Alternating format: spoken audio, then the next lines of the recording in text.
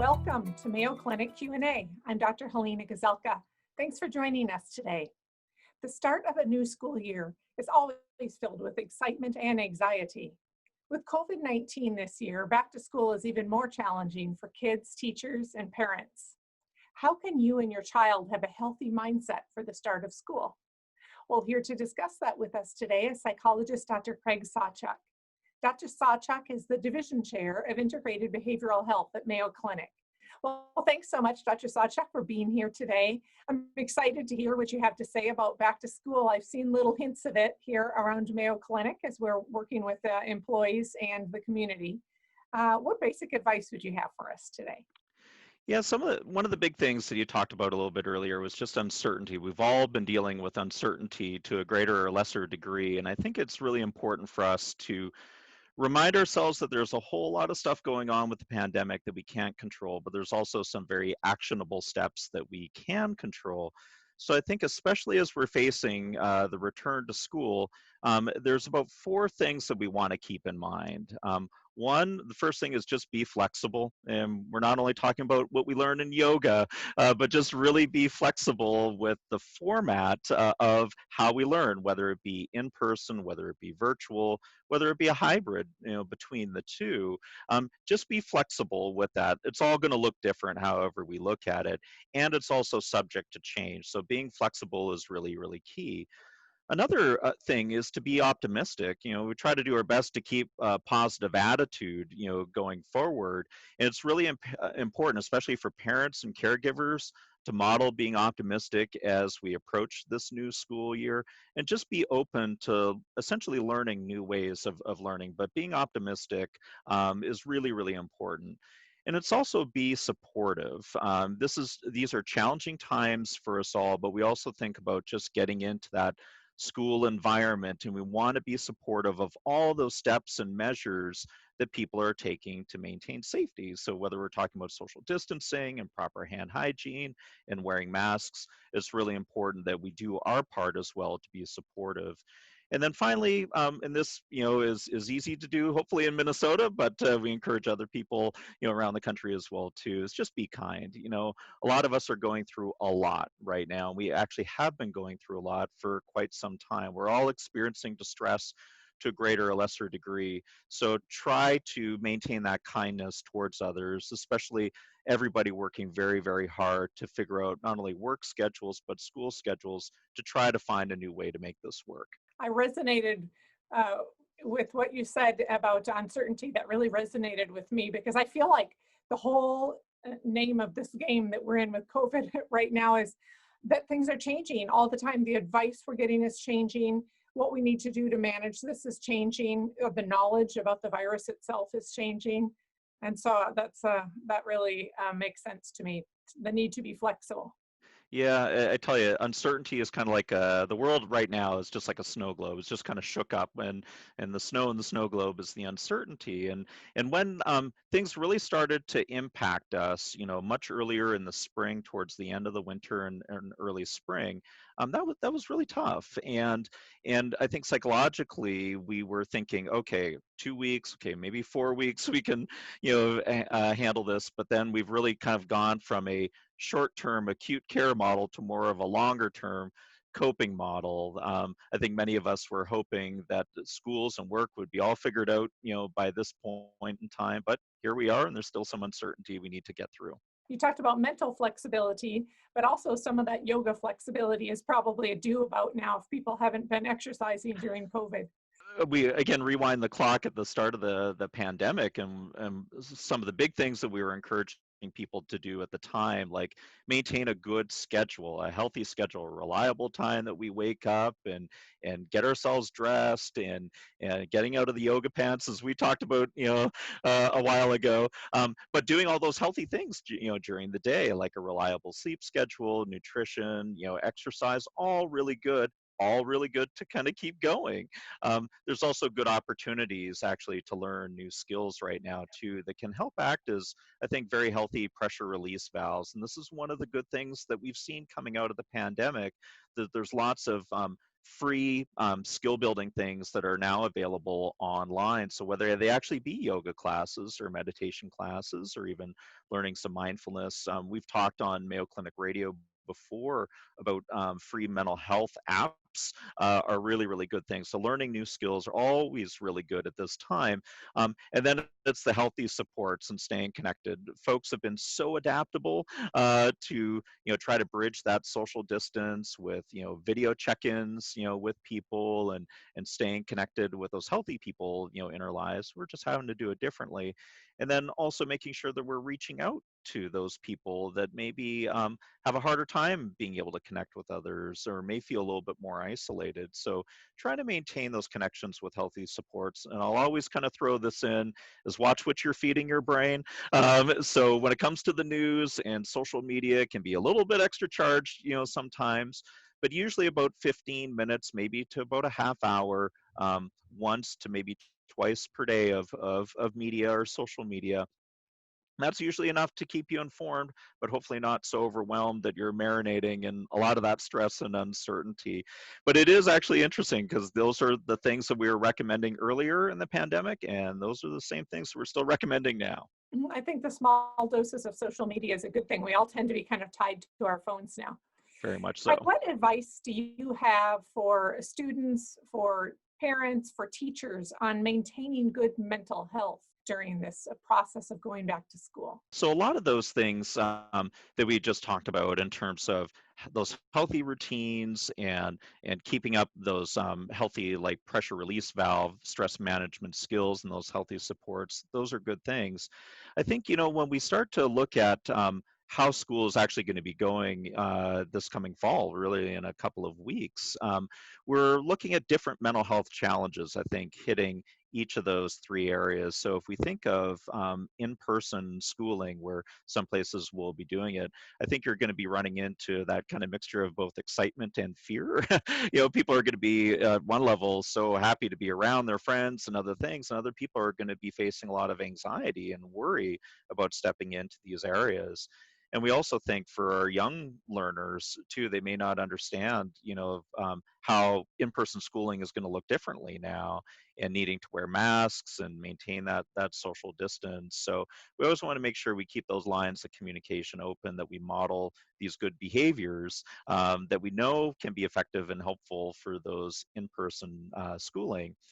For the remote schooling, I think one of the mental health challenges that we're going to be running into is a couple of things. One is isolation, and a lot of us have been dealing with that already, and many of us have tried to adapt as best as we can to things being more remote. So hopefully more of those classes that are going more towards virtual is that they're building that sense of community. So hopefully there'll be more of the chat room style where they can have a little bit more interaction and feeling connected. But we also got to make sure that we're looking outside of just the school format. Are there ways that we can encourage our kiddos to stay connected with, again, healthy supports and friends in their lives, also in a healthy and safe manner? So that social development and staying connected with people to reduce that isolation is extremely important. And we also think about, just like for our younger learners, again, that doing everything remote can be a real challenge, for them. So I think with our younger learners, and then also with our older kids as well too, we may have to look at that school day as being really kind of spread out and kind of pacing ourselves. It's kind of unfair to plop a kid down in front of the computer for 6 to 7 hours straight of being able to stay focused. So maybe pacing themselves along the way can actually be a good thing.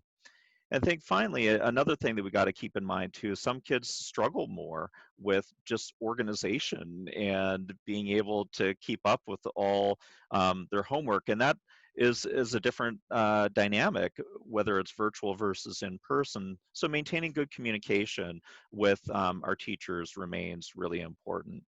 And then the final challenge that we run into, both from a learner perspective and parents and caregivers, is that hybrid format, because boy, that can take so many different flavors, and the schedule can look very different between a caregiver or parent's work schedule.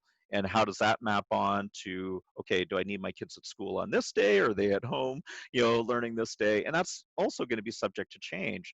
So one of the big things that we recommend for folks to try to help all of our stress level is have just one giant chart and have that posted in a high traffic zone in their house, usually a kitchen, is a good one where we've got everybody's schedule on there, and whether it be our children's schedule, what days are they going to be in class, what days are they going to be more virtual and online, and our own work schedule as well too. And I know that's going to take a lot of work on everybody's part to figure that out, but having clear communication, a one-stop shop for our schedule in our home is actually a really good thing. That's a really good piece of practical advice.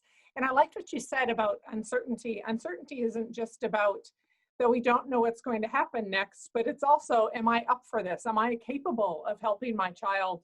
I remember when my daughter was in junior high and trying to help her with her algebra homework. And I cannot even imagine having her home for an entire school year.